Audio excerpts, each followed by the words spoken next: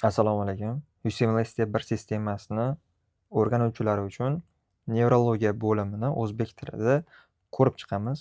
Albatta, xato va kamchiliklar uchun oldindan uzr so'rayman va biz buni embriologiya bo'limidan boshlab o'rganamiz. Demak, neural development, ya'ni nerv sistemasini rivojlanishi bizda muhim bir tuzilma bor. Uni notkort deb ataladi.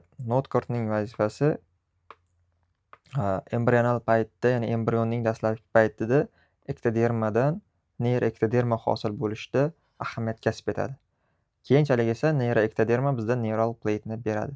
Mana bu rasmda mana bunday ko'rinishga ega bo'lgan tuzilma bu neural plate deb ataladi. O'zbek adabiyotlarida o'sha ektodermaning tarnovusman botib kirishdan hosil bo'ladi deyiladi. Ya'ni mana shu neural plate'ning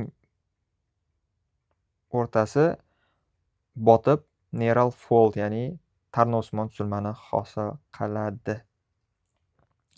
Keyinchalik neural foldni mana bu chekkalari, ya'ni yuqoriga chekkalari birlashib neural tube, ya'ni nerv nayni hosil qiladi. Va bu yerda ta'kidlanib o'tgan neural plate bizga neural tube, nerv nayi hamda neural crest sellarini beradi. Va bizda neural tube hosil bo'ldi. Neural tubening lateral, ya'ni yon devorlari bizga ikkita plate beradi. Yani demak, neural tubedan yana boshqatdan ikkita tube plate rivojlanadi. Neural tubedan bu bizga alar, ya'ni o'zbek tilida qanot tarjima qiladi va bazal platelarni beradi. Bizda alar platening vazifasi bu sensor vazifasini bajaradi hamda orqa qismida joylashgan bo'ladi. Uni stimullanishda muhim bir proteinlar bor. Bular bone morphogenetic proteins deb ataladi, ya'ni BMP. Bular muhim ahamiyatga ega. Keyingisi bazal plate, ya'ni oldingi qismda joylashgan, motor vazifani bajaradi. Uni stimullanishda, ya'ni induced bo'lishligida sonic hedgehog gen muhim ahamiyatga ega, ya'ni shu gen muhim ahamiyatga ega.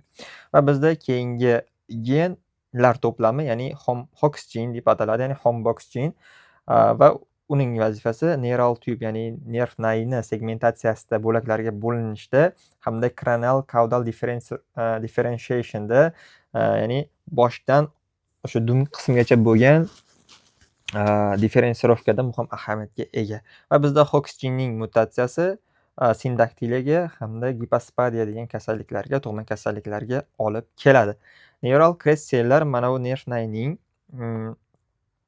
yonida turgan nuqta-nuqta tuzilmalar neural crest sellar hisoblanadi va bu nimada ahamiyatga egaligini hozir gaplashib o'tamiz. Xo'p, keyingi gaplashadigan mavzuyimiz regionalizatsiya, ya'ni nerv nayining bo'laklarga bo'linishi, ya'ni qismlarga bo'linish. Dastlab bizda 3 ta birlamchi vesicle, ya'ni xaltacha, qopcha bo'ladi. Bu birinchisi bu forebrain, prosencephalon, ikkinchisi midbrain, mesencephalon, uchinchisi hindbrain, romencephalon. Keyinchalik esa bulardan 5 ta secondary vesicle, ya'ni 5 ta ikkilamchi qopcha rivojlanadi. Demak, forebrain o'z navbatida telensefalon hamda diencephalonni beradi. Xo'p, telensefalondan esa cerebral hemisphere, ya'ni bosh miya yarim sharlari hamda bazal gangliya rivojlanadi.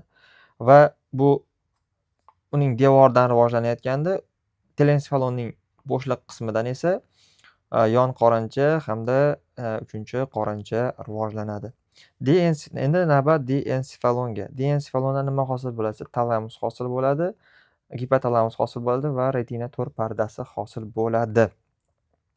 Keyingi qism bu bizda mesencephalondan midbrain, ya'ni o'rta miya hosil bo'ladi hamda uning bo'shliq qismidan cerebral aqueduct, ya'ni bosh miyaning suv yo'llari hosil bo'ladi.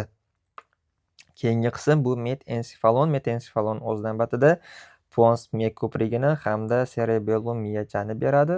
Bu uning o'sha wall, ya'ni devor qismidan rivojlanyapti va uni bo'shliq qismidan esa 4-qorinchaning upper part, ya'ni yuqori qismi rivojlanadi.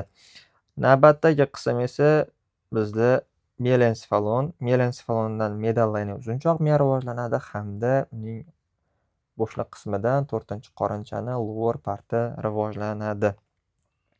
Keyingi gaplashib o'tadigan narsamiz demak neyronlar yoki glial hujayralar qaysi to'qimadan rivojlanayotganligi haqida. Demak, markaziy nerv sistemasining neyronlari, markaziy nerv sistemasining glial hujayralari nerv epiteliy hujayralardan hosil bo'ladi. Qaysi hujayralar? Ya'ni glial hujayralardan demak astratsit, oligodendratsit hamda epidemial sellar, ya'ni epidemial hujayralar. Biz yuqorida ta'kidlab o'tgan neural kressellardan esa periferik nerv sistemasining neyronlari va periferik nerv sistemasining glial hujayralari. O'sha misol uchun ganglion hujayralari bu yerda va demak periferik nerv sistemasi glial hujayralaridan qaysilari desak, shvan hujayralar va satellit hujayralari rivojlanadi. Va bizda buyrak usti bezi ham demak neural kressellardan, neural kress hujayralardan rivojlanadi. Bu muhim ma'lumot hisoblanadi. Va mezodermadan rivojlanadigan bizda mikroglia hujayralari bor. Bular ham glial hujayra hisoblanadi va u makrofaglarning o'sha qondan